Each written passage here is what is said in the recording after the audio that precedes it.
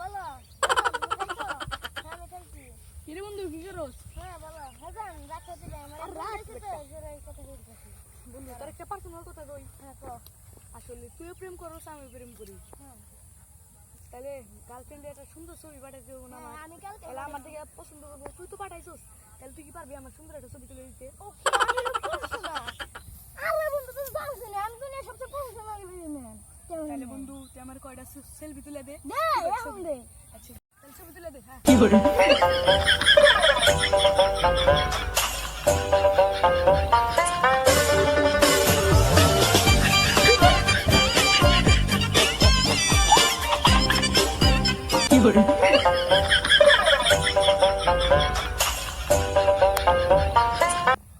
বন্ধু তাহলে ছবি তুলে দিলি দে তো দেখি মোবাইলটা কি তুলছস।